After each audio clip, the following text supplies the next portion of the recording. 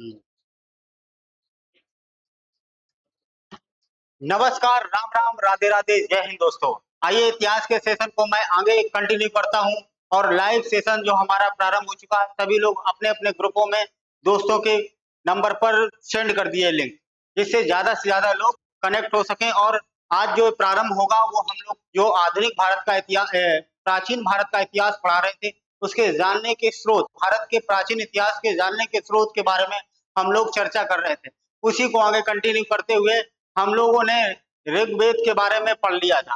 अब आगे हम चलते हैं, दूसरा जो वेद होगा, चार वेद हम लोगों के होते हैं, तो उन चारों वेदों में जो दूसरे नंबर पे आएगा वो सामवेद। सामवेद के बारे में हम लोग चर्चा करेंगे। तो एक बार सभी लोग जोर लगा करके सभी ग्रुपों में, अपने अपने ग्रुपों में लिंक को शेयर कर दीजिए, जिससे ज्यादा से ज्यादा लोग कनेक्ट हो सकें। फिर प्रारंभ करते हैं।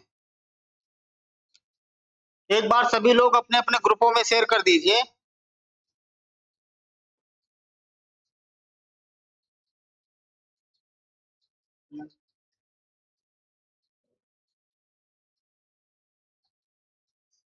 देखते हैं कि सामवेद में क्या क्या दिया गया है और उन बातों को हम लोग समझते हैं।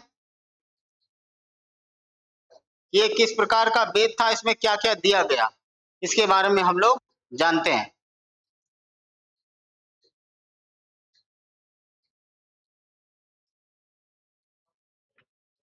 चलो आइए जानते हैं कि सामवेद ये कौन सा वेद है बेटा। तो ये सामवेद, सामवेद, ठीक।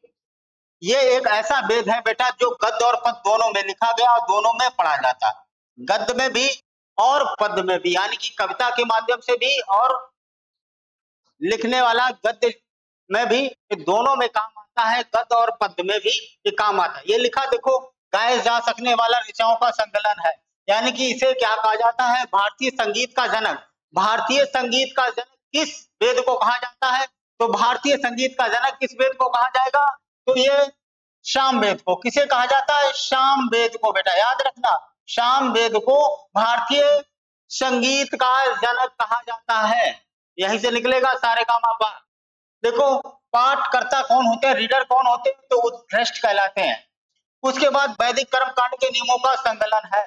वैदिक कर्म कांडों के, वैदिक जो संस्कृति है उसमें किस तरीके से कर्म कांड होते हैं, उनका उपनयन कैसा होता है, संस्कार होता है, नामकरण किस तरीके से होता है, सभी कर्म कांडों के बारे में आपको वैदिक कर्म कांडों के नियमों की जानकारी आपको अगर मिलेगी तो किसमें मिलेगी, यजुर्वेद में। देखो ये तो दो ही चीजें इसमें दिया गया है, ठीक है। यजुर्वेद जो है उसमें वैदिक कर्म कांडों के नियमों के बारे में, संकलन के बारे में आपको किसमें मिलेगा, तीसरा वेद अपना कौन सा है, यजुर्वेद।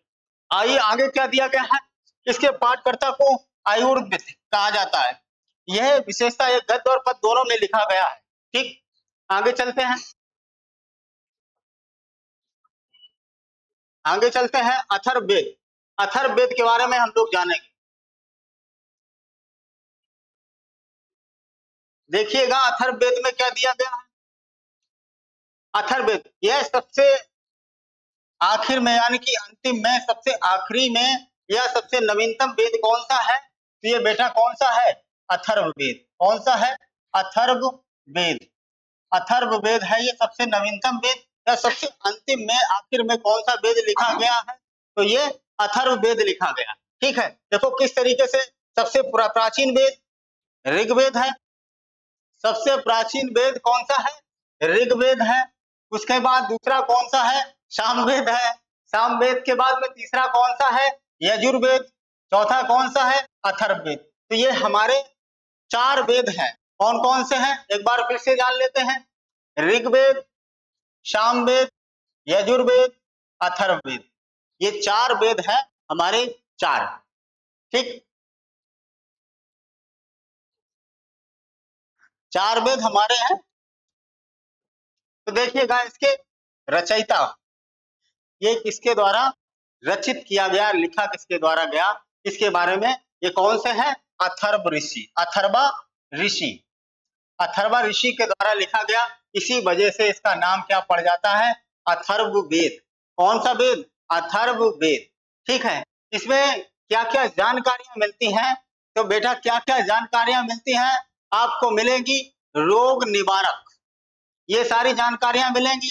उसके बाद में तंत्र मंत्र, ये जादू टोना तंत्र मंत्र, ये सारे जो है भक्ति वाले काम तुमको यही मिलेंगे बेटा। क्या मिलेंगे? तंत्र मंत्र वाले सारे ज्ञान तुमको यही मिलेंगे अथर्ववेद में। जादू टोना है ये भी आपको मिलेगा यहीं पर, और विवाह के बारे में ये भी यहीं पर मिलेगा आपको, ठीक है। शादी विवाह के बारे में भी आपको ज्ञान कहाँ से मिलेगा? अथर्ववेद से मिलेगा। हाँ, गंधर्व विवाह जिसे कहते हैं। तो ये बहुत सारे विवाह के प्रकार होते हैं। तो ये विवाह के बारे में भी आपको क्या क्या मिले? रोग निवारण के बारे में आपको जानकारी अथर्ववेद में मिलेगी। तंत्र मंत्र की जानकारी भी आपको कहाँ मिलेगी? अथर्ववेद में मिलेगी। और उसके बाद में बेटा जादू टोना विवाह की सारी जानकारी कहाँ से मिलेगी? यहीं से मिलेगी। सामान्य मनुष्य के विचार और अंधविश्वास भी यहीं पर मिलेंगे लोगों को, है। यहीं पर रूढ़िवादी भी लोग मिलेंगे, यहाँ पर अंधविश्वास टाइप के लोग भी मिलेंगे, यानी अंधविश्वासी लोग यहाँ पर होंगे। अंधविश्वास का भी यहीं पर जिक्र होगा। अब देखो क्या होता है कि सभा और समिति, ये प्रजापति गौतमी की दो पुत्रियां हैं, यहीं से जानकारी मिलेगी। प्रजापति गौतमी की दो पुत्रियां हैं, एक का नाम है सभा, एक का नाम है समिति, ठीक है। आगे क्या है? कन्याओं के जन्म की निंदा यहाँ पर इस वेद में मिलेगी। कन्याओं के जन्म की निंदा भी कहाँ मिलेगी? किस वेद में? तो अथर्ववेद में मिलेगी, अथर्ववेद में मिलेगी। तो एक बार फिर से हम लोग जान लेते हैं अथर्ववेद में क्या क्या दिया गया है। तो ठीक है, तो इसको जो रचयिता है अथर्वा ऋषि है, ठीक। ये अथर्वा ऋषि है, सबसे ये नवीनतम वेद माना जाता है। नवीनतम वेद कौन सा है? सबसे प्राचीनतम वेद ऋग्वेद, सबसे प्राचीन वेद ऋग्वेद, सबसे नवीन वेद अथर्ववेद, ठीक। संगीत की जानकारी आपको यहाँ से मिलेगी। भारतीय संगीत का जनक सामवेद को कहा जाता है, ठीक। इसकी जानकारी में और कौन कौन सी जानकारी से अथर्ववेद में मिलेगी?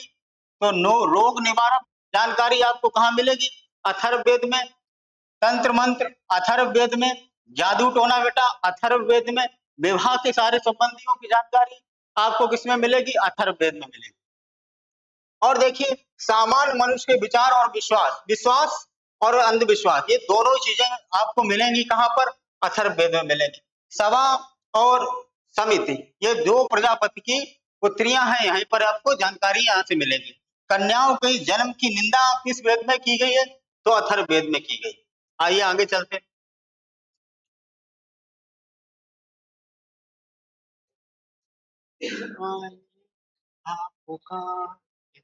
आप देखिएगा अब आगे वेदांत यानी कि सूत्र साहित्य, ये क्या है? इसमें देखो वेदांग बेटा याद रखना कितने हैं, कितने वेदांग हैं? तो वेदांग बेटा 6 हैं। वेदांग कितने हैं? वेदांग कितने हैं? वेदों को समझने के लिए वेदांग बनाए गए। वेदों के अंगों को यानी वेदांग को कितने होते हैं? तो 6 होते हैं। वेदों को समझने के लिए हम लोगों ने क्या बना दिए? वेदांग बना दिए। इसकी संख्या कितनी बेटा मानी गई? 6।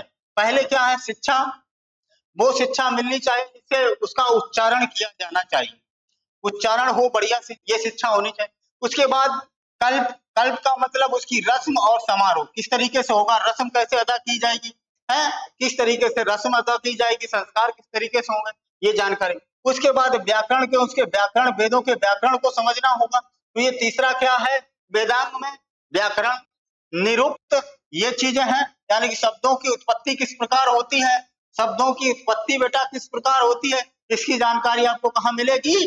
तो वेदांग के 6 जो अंग बनाए गए हैं, 6 अंग हैं। वेदांग कितने हैं? 6 हैं। इसकी जानकारी आपको यहाँ से मिलेगी। उसके बाद छंद सभी जानते हैं छंद क्या होते हैं। उसके बाद यहाँ से ज्योतिष की जानकारी भी आपको मिलेगी। तो ये 6 वेदांग, वेदों को समझने के लिए वेदांग बनाए गए और 6 ये वेदांग हैं। याद रखना कितने वेदांग हैं बेटा? तो 6 हैं।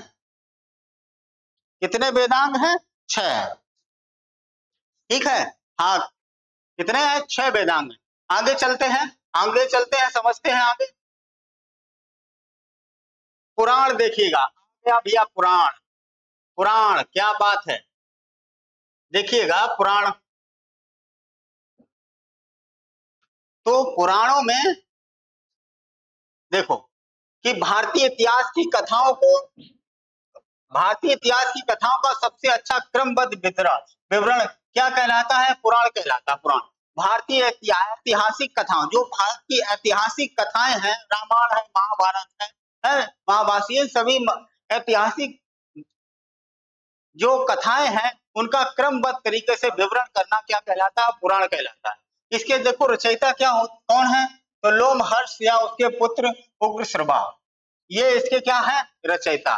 ठीक, अब देखिए अधिकांश पुराण संस्कृत श्लोकों में रचित है, यानी कि संस्कृत पहले, यानी कि संस्कृत से ही लिखे गए सारे वेद हुए या पुराण हुए, किसमें लिखे गए हैं? संस्कृत में लिखे गए, संस्कृत के श्लोकों में लिखे गए हैं, रचित किए गए हैं बेटा, संस्कृत के श्लोकों में रचित किए गए हैं। पुराणों का पाठ कौन करता है? तो उसको क्या बोला जाता है? पुजारी।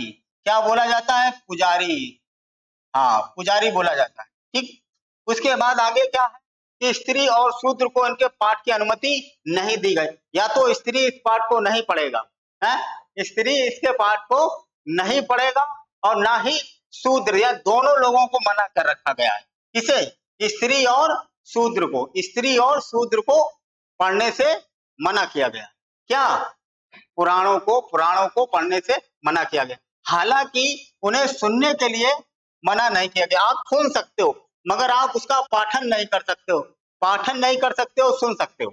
ठीक, ये चीजें समझ में आई होंगी कि आगे क्या दिया गया है, आगे समझते हैं। देखो पुराण कितने हैं, तो देखो दिए गए कितने, स्क्रीनशॉट भी ले लेना जिसको जरूरत हो, पढ़ना चाहे जो, तो वो क्या नाम है, स्क्रीनशॉट भी ले लिया करें। तो देखिएगा कि पुराण कितने हैं, तो ये 8 पुराण। कितने बेटा? 8 पुराण है। तो प्रमुख पुराणों में कौन कौन से देखो पुराण दिए गए हैं, यहाँ पर 5 पुराण दिए गए हैं। तो टोटल कितने पुराण हैं, तो उसकी संख्या कितनी है? 18 है। वेद कितने हैं? तो 4। वेदांग कितने हैं? तो 6। पुराण कितने हैं? तो 18। ठीक, पुराण कितने हैं? तो 18। ठीक, आगे चलते हैं। देखो कौन कौन से पुराण दिया। मत्स्य पुराण, याद रखना, नोट कर लेना बेटा, ये बहुत पूछा जाता है। मत्स्य पुराण जो है वो सबसे प्राचीन पुराण है, सबसे प्राचीन पुराण है। मत्स्य पुराण सबसे क्या है? प्राचीन पुराण है। सबसे प्राचीन पुराण कौन सा है? तो मत्स्य पुराण है। उसके बाद में ये क्या है, इसे क्या कहते हैं? आंध्र सतवाहन की बातें कही जाती हैं यहाँ पर। तो दूसरा कौन सा पुराण है? विष्णु पुराण विष्णु पुराण है, जो ये मौर्य वंश से संबंधित है। मौर्य वंश के बारे में जानकारी आपको मिलनी है, अगर चाहिए तो विष्णु पुराण पढ़ना पड़ेगा। आइए वायु पुराण। वायु पुराण कौन किससे संबंधित है? गुप्त वंश से संबंधित है। गुप्त वंश की सब जानकारी कहाँ से मिलेगी? वायु पुराण से मिलेगी। उसके बाद ब्राह्मण पुराण, ये कहाँ मिलेगी? पुरु वंश की जानकारी मिलेगी, है महापुराण। ठीक, उसके बाद भागवत पुराण, ये श्री कृष्ण की भक्ति के बारे में आपको मिलेगी, और यहाँ इन सभी में मिलेगी आपको उनके राजाओं की वंशावलियों के बारे में आपकी जानकारी पूरी तरीके से मिलेगी, कि उनके राजाओं की वंशावलियों की सारी जानकारी आपको इन पुराणों में मिलेगी। देखो कौन कौन से सबसे प्राचीन पुराण, कौन? मत्स्य पुराण। ठीक है, आगे चलते हैं बेटा, आगे चलते हैं। ब्राह्मण, देखिएगा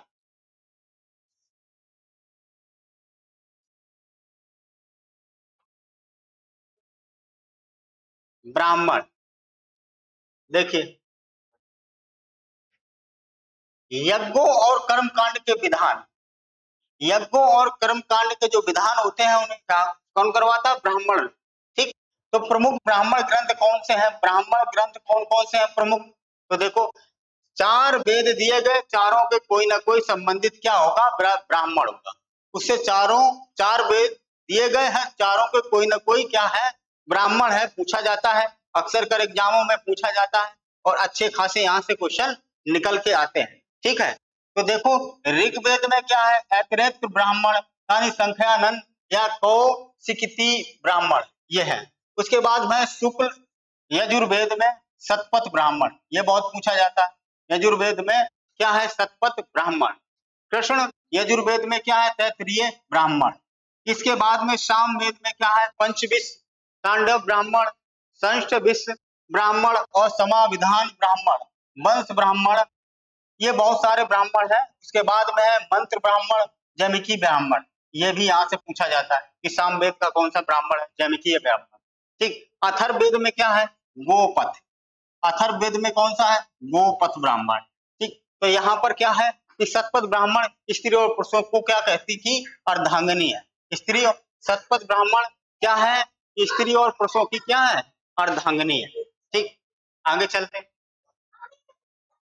आगे चल, आगे देखिए, अन्य वैदिक साहित्य, अन्य वैदिक साहित्य में क्या दिया गया, क्या दिया गया बेटा, देखो देखो, मैत्रेयानी यानी कि स्त्री की सर्वाधिक गिरी हुई स्थिति, अन्य वैदिक साहित्य में मैत्रेयानी स्त्री की सर्वाधिक गिरी हुई क्या है, उसकी स्थिति को दर्शाया। जुआ और शराब की भांति स्त्री को पुरुष का तीसरा मुख्य दोष माना गया। इसमें कहा गया है कि जुआ के बाद, जुआ सबसे बुरी लत होती है, जुआ में लोग बर्बाद हो जाते हैं, उसी प्रकार स्त्री के चक्कर में अगर जो भी पड़ा तो वो भी बेटा क्या होगा, बर्बाद होगा। ठीक है, तो ये क्या कहा गया है, मैत्रेयानी में कि स्त्री की सर्वाधिक गिरी हुई स्थिति यानी जुआ और शराब के बाद में स्त्री को पुरुष का तीसरा प्रमुख मुख्य दोष है। मनुस्मृति सबसे प्राचीन स्मृति ग्रंथ, ये क्या है बेटा, मनुस्मृति यानी कि सबसे प्राचीन स्मृति ग्रंथ कौन सा है, मनुस्मृति, शुंग काल का ग्रंथ का, यानी शुंग काल का ग्रंथ, ये चीज है। उसके बाद नारद स्मृति, गुप्त काल की जानकारी आपको कहां से मिलेगी, याद रखना यहाँ पर, याद रखना कि नारद स्मृति यानी गुप्त काल की आपको जानकारी, यानी गुप्त युग की जानकारी आपको कहां मिलेगी, तो नारद युग में मिलेगी, नारद स्मृति में मिलेगी। ठीक है, आगे चलते, देखो ये मनुस्मृति की दी गई है डॉक्टर भेषराज शर्मा। ठीक, आगे चलते हैं, आप देखें बौद्धिक साहित्य, बौद्धिक साहित्य, बौद्धिक साहित्य में क्या है,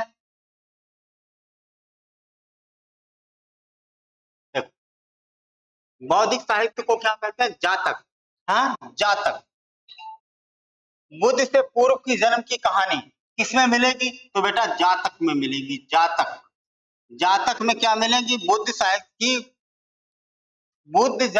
बुद्ध के पूर्व जन्म की कहानी आपको मिलेगी तो जातक में मिलेगी। और त्रिपिटक इसी से संबंधित है, बुद्ध साहित्य से ही, तो इसमें क्या क्या दिया गया है, विनय पिटक है, सूत्र पिटक है, अभिधम्म पिटक है। उसके बाद एक है भाषा उसकी कैसी होती है, तो यानी याद रखना कि बौद्ध धर्म की भाषा जो होती है, बौद्धों की भाषा कैसी है, तो पाली है बेटा, कौन सी है, पाली, पाली बेटा, पाली भाषा है। ठीक है, और हीनयान का प्रमुख ग्रंथ, हीनयान महायान दो धर्मों में डिवाइड हो गया था, तो इसकी है कथा वस्तु, यानी कि महात्मा बुद्ध का जीवन चरित्र, महात्मा बुद्ध का जीवन चरित्र हीनयान का प्रमुख ग्रंथ है कथा वस्तु, कथा वस्तु। और इसमें क्या दिया गया है, महात्मा बुद्ध का जीवन चरित्र, महात्मा बुद्ध का जीवन चरित्र। आइए चलते हैं आगे, आइए जैन साहित्य के बारे में जानते हैं, जैन साहित्य के बारे में हम लोग जानेंगे। तो देखिएगा कि जैन साहित्य को क्या कहा जाता है, जैसे उसमें जो बौद्ध धर्म के पूर्व की कहानियों को, कथाओं को क्या कहा गया, जातक, जैन साहित्य को कहा गया आगम, याद रखना आगम, आगम, ठीक, आगम कहा जाता है।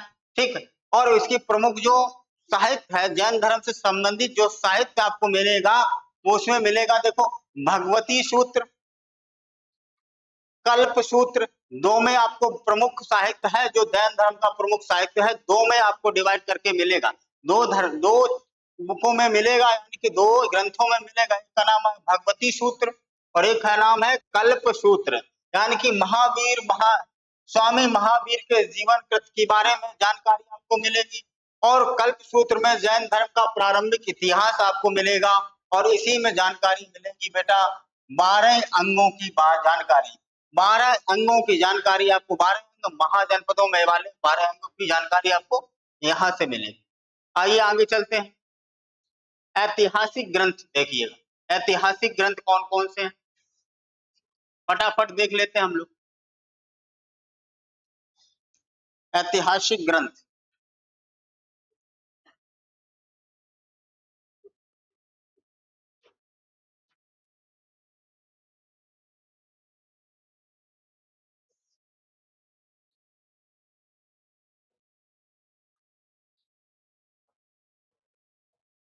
ऐतिहासिक ग्रंथ देख लेते हैं।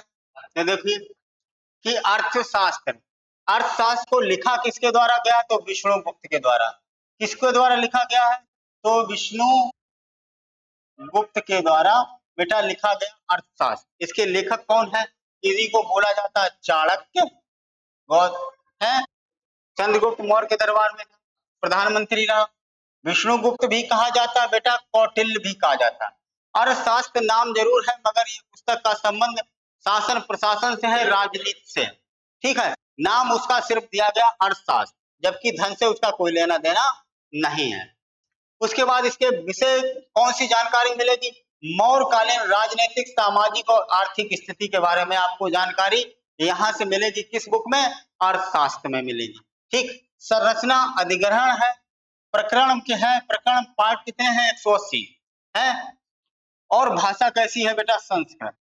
ठीक, यहाँ से अब राजतरंगिणी की बात करेंगे तो इसके लेखक बेटा कल्हड़ है, बहुत पूछी जाती राजतरंगिणी।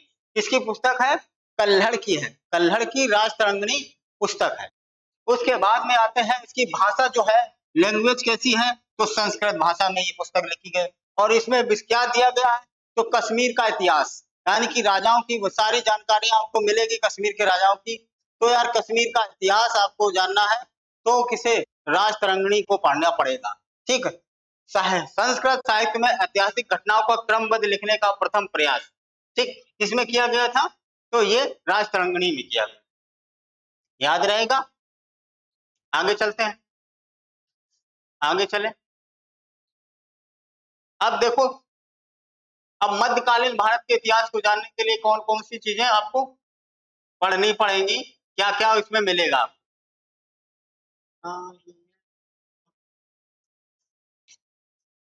देखिएगा क्या है, देखो चचनामा, चचनामा ये जब मध्यकालीन भारत के इतिहास का जब प्रारंभ हो रहा तो मोहम्मद बिन कासिम ने भारत पर आक्रमण किया था, मोहम्मद बिन कासिम ने भारत पर आक्रमण किया था। तो उसी में एक अज्ञात सैनिक था जिसका नाम था अली अहमद। इस व्यक्ति ने चचनामा पुस्तक लिखी। ठीक है, हाँ, चचनामा पुस्तक लिखी है। चचनामा, चच किसका नाम था, तो दाहिर के पिताजी का नाम था चच।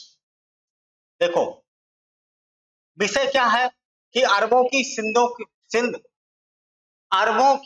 विजय, अरबों ने सिंध पर किस प्रकार विजय हासिल की, ये सारी घटनाओं का जिक्र आपको मिलेगा बेटा, उसके इतिहास को जानने का मिलेगा चचनामा में, चचनामा भारत के। ठीक है, इसकी भाषा बहुत पूछी जाती, चचनामा पुस्तक की भाषा क्या है, तो फारसी है बेटा। कैसी भाषा है, फारसी भाषा है, याद रखना कैसी भाषा है, तो फारसी भाषा इसकी है। आगे चलते हैं कि अब आई अष्टाध्यायी। अष्टाध्यायी किसके द्वारा लिखी जाती है, इसके लेखक कौन है, तो पाणिनि है। कौन है, पाणिनि है। विशेषता क्या है इसमें,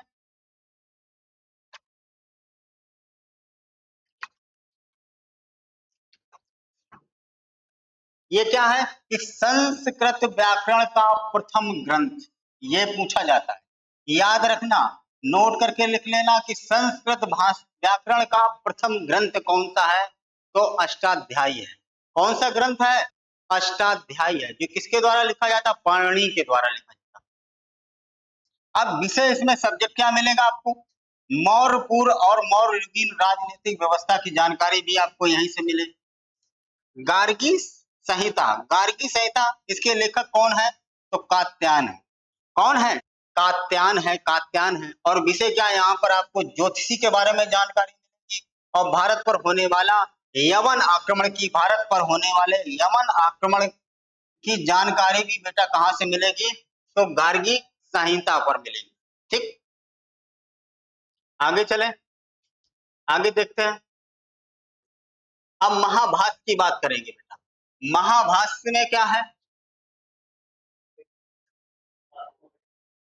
महाभाष्य ये क्या है? लेखक, इसके लेखक कौन है? पुष्यमित्र शुंग के पुरोहित पतंजलि। ये किसके पुरोहित थे? तो पुष्यमित्र शुंग के क्या थे? ये पुरोहित थे, जिसने क्या लिखा था?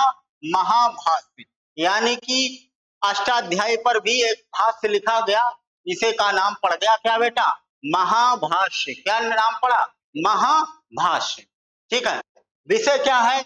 शुंगों की जानकारी आपको मिलेगी, यानी कि पुष्यमित्र शुंग और उससे संबंधित जितने भी राजा हुए, शासक हुए, प्रशासक हुए, उनकी सारी की सारी जानकारी आपको कहां से मिलेगी? तो आपको मिलेगी महाभाष्य से।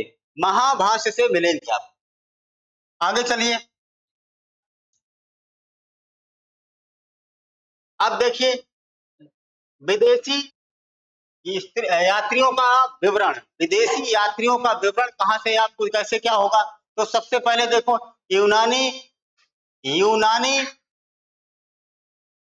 रोम लेखक, यहाँ दूसरे चीनी लेखक, देखो ह्वेंग सांग है, यूनानियों ने लेखन शुरू किया, वहां से आपको इतिहास की, भारत के इतिहास की जानकारी मिलेगी। अरबी लेखक, ये अरबी लेखक, यहाँ से जो अरबियों ने अल-बरूनी हुआ, इब्न बतूता हुआ है, उसके चाहे तो इब्न बतूता चीनी यात्री था, उसके बाद अफ्रीकन यात्री था, उसके बाद में फिरदौसी हुआ, अबुल फजल हुआ, समझे? तो ये बहुत सारे अरबी लेखक थे जहां से जानकारी इतिहास के बारे में मिलेगी। अन्य लेखक में बहुत सारे मार्को पोलो हुआ है, उसके बाद में इब्न बतूता हुआ, ये बहुत सारे हैं जो अन्य लेखकों में आएंगे। आइए चलते हैं आगे। ठीक है, यहाँ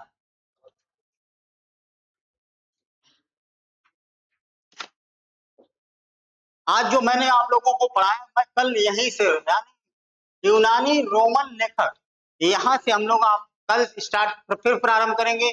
तब तक के लिए लेते हैं आप लोगों से विदा। जय हिंद, वंदे मातरम, जय भारत।